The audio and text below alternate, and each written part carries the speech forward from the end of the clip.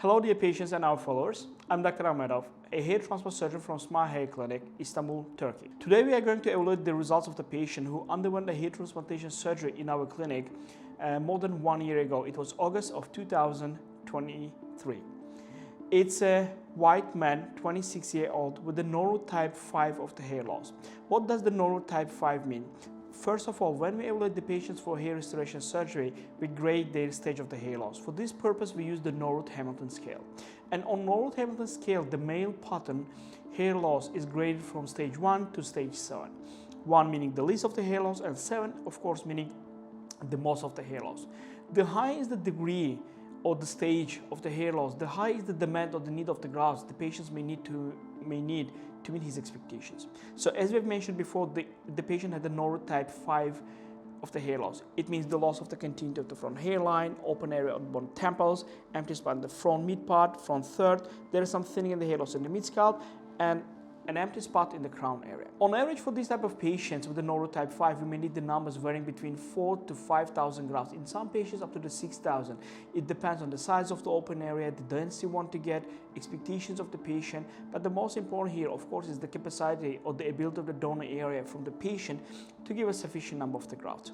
The initial expectation of the patient was to cover as much as possible of the open areas, but the highest priority was the front and the mid scalp. What does it mean? With the first surgery, we rebuilt the front hairline, covered the front side, mid scalp, and as much as we can go to the back of the head. The idea is to restore or reconstruct the front frame of the face, as we call the front side and the mid scalp, because whoever sees you, 60 to 70% of final outlook is most at this side. So the priority is to cover these areas. And with the second surgery, that is at least 1 year later, we covered the rest if it's needed. But if the number of the grafts is sufficient, we try to cover it as much as possible per single surgery. But as a general rule, starting from neurotype 5, most of the time a two-step surgery is required. We redesigned the front hairline of the patient. Okay, when designing the hairline, I always tell it to my patients, one of the highest priorities here, or the thumb up rule number 1 of the hair restoration surgery, is to keep the hairline really conservative. We keep it as high as possible, slightly sharper to the corners. So it gives us the chance to make the transplantation area in the front side slightly smaller, so we can give the patient more coverage and the density. It has a high importance for the patients with the higher degrees or stage of the hair loss. For the early stage, for neurotype 2 to 3, we may get it slightly more lower, but regardless of the degree of the hair loss, most of the time I advise my patients to keep the hairline really conservative and high. Why? Because the hairline has a tendency to change with the age. As when we are young, in our 20s, the hairline is really low. Very solid and beautiful, but all the time as we get older, our hairline recedes a little bit more to the back. This is called the maturation of the hairline. So when the patient comes to his 40s, 50s, 60s, we don't want the patient to have the hairline of the patient who is in his 20s. That will look really weird. The other aspect is that if the hair loss continues and you make a very aggressive hairline lowering, the problem may be that we may end up like with an island of the hair here, thinning or empty spots to the corner on the sides of the transplanted area. So the conservative hairline is always the best option for the patient. So we designed a new hairline for the patient, marked the priority areas. This was the front side, mid part, and as much as we can the crown area. One of the features of the patient, almost close to the 40% of the patients we have in our clinic, they have the classic European pattern of the hair, as we call it every once in a while. It's like fair hair, fair skin, thin hair with the medium density. It's really challenging to work with this type of the donor area, because if you push it too much to the limits, the scar tissue, scar marks can be slightly more visible. So the priority was the front and the mid scalp. The number of the grafts we were able to extract from the patient from his safe donor zone, or the area that's resistant to the shedding over the time, or the grafts that are resistant to the dehydrotestosterone effect, we were able to get 3,800 grafts. Out of this number, 2,600 was used in the front side and front mid parts. Around 600 of it was used in the mid scalp, and around 700 in the transition of the vertex and the crown area. So all in all, we were able to cover the front side, mid scalp, and the crown area as well. You can ask the question, you may say, okay, hey doc, you mentioned earlier that the number of the grafts we may need for these patients may be something between 4,000 to 5,000 grafts in some time, and sometimes for some patients up to the 6,000. How come you were able to cover this area with 3,900? Very easy. The patient was lucky that he was still young, he was in an early stage of the hair loss, especially in the mid-scalp and the crown area. This area was narrow. If it was wide open, that would require a much higher number of the grafts, and definitely, he would need the second surgery.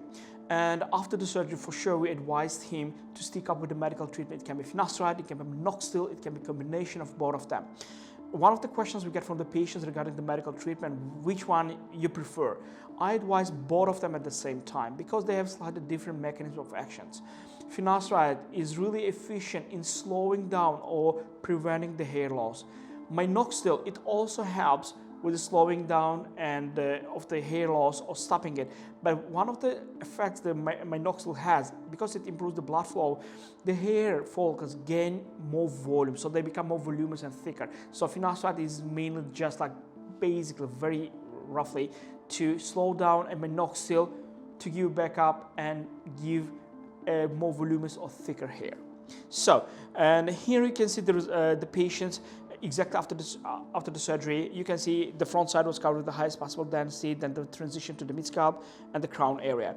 And after that, from the patients, to monitor their situation and dynamics of the regrowth of the hair, our patient experience team asked for the picture of the patient to the specific time frames. We asked it for the roughly 2 weeks after the surgery, 1 month, 3rd month, 6 months, 9 months, 12 and 18 months. So it's not only the surgery, but we also as a clinic pay a very big attention to the follow-up and the patient experience. So if anything goes wrong or if the patient has any questions, so we'll be always by their side. So you can see here exactly 1 month after the surgery, almost all the transplanted hair is shed. It's one of the most challenging aspects for the patients. The patient becomes bald again. This phenomenon is called the shock hair loss. It's perfectly normal biology of your hair after the hair transplantation surgery. Around 3 months, the hair starts to grow back. At first, the initial stage, it's really thin, slightly thin, and there is uneven growth. But over the time, the hair grows in a even pattern and gives much better coverage. So around 6 months, we see here we start to see the initial results. There are 40 to 50% of the final results. Good results for the hair transplantation surgery takes around 1 year. It's around 80-85% of the final results, and the final results may take up to 18 months. Especially the crown area is the area that can mature at the latest. And we can see here the results of the patient 13 months after the surgery. You can see our highest priority, the empty spots in the front side is covered. The mid-scalp and the crown area is pretty much densified. The hairstyling is good. The donor area looks fine.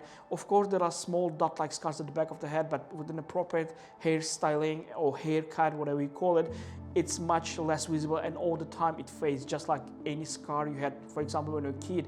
At first, it's slightly more prominent, but all the time it becomes smaller, and eventually is really almost unseen. So here is the one more example of the happy patient, happy result. When we see this result from the patients, it always motivates us to work even harder so we can make difference in their lives. If you have any questions or any empty spots in your mind, you can always leave comments underneath the video so our team follows it up and we'll try to answer them as well. Thanks for watching and stay tuned.